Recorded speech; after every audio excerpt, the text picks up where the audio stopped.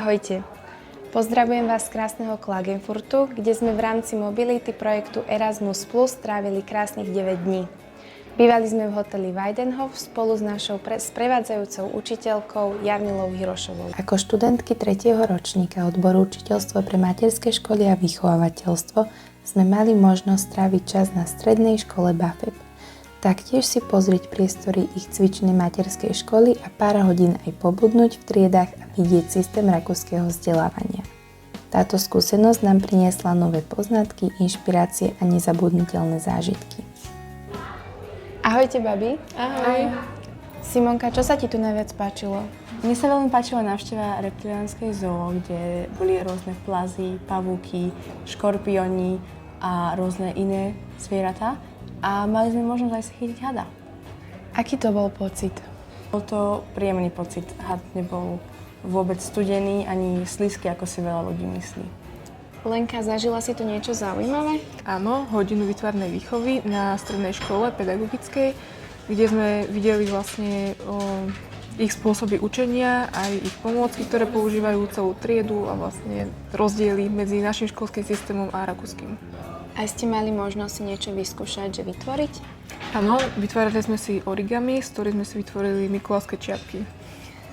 Karin, čo sa ti najviac páčilo? Najviac sa mi páčila hodina hudobnej výchovy.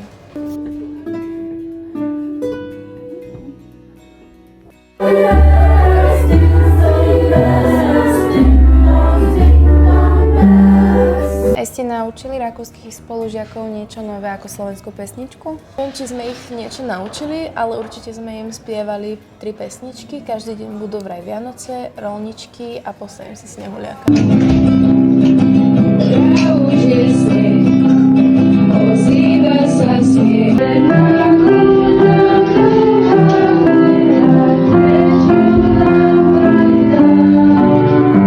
Vás niečo naučili? Učili nás ich tradičné folklórne tance, ktoré boli veľmi zaujímavé a veľmi zábavné.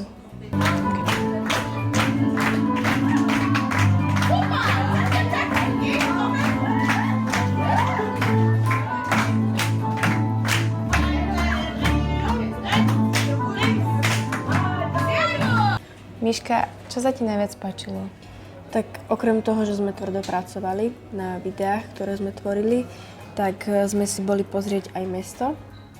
Potom sme boli na vianočných trhoch tuto v meste a ešte sme mali také posedenie s pani učiteľkou, ktorá učí v materskej škole tu v Rakúsku a pochádza zo Slovenska, ale žije tu už 16 rokov. Lenka, navštívili ste aj iné školy okrem BAföB? Áno, navštívili sme taktiež aj alternatívnu školu Waldorfschule, v ktorej sa zameriavajú na rozvoj myslenia, taktiež aj na rozvoj citovej schémy a taktiež aj rozvoj jemnej a hrubej motoriky.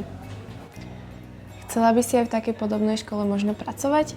Bolo by to veľmi zaujímavé, takže možno aj áno. S čím by si sa ešte chcela podeliť? Veľmi ma zaujalo to prostredie a atmosféra v našej škole, ktorej sme vlastne boli. Taktiež sa mi páčil aj ten kolektív a prístup, ktorý nám dávali a veľmi som vďačná aj za to, s akými ľuďmi sme sa tam stretli. Vlastne máme tu aj rakúskych priateľov teraz. Ďakujeme za príležitosť, že sme si niečo takéto mohli vyskúšať a posílame veľa pozdravov a pozitívnej energie.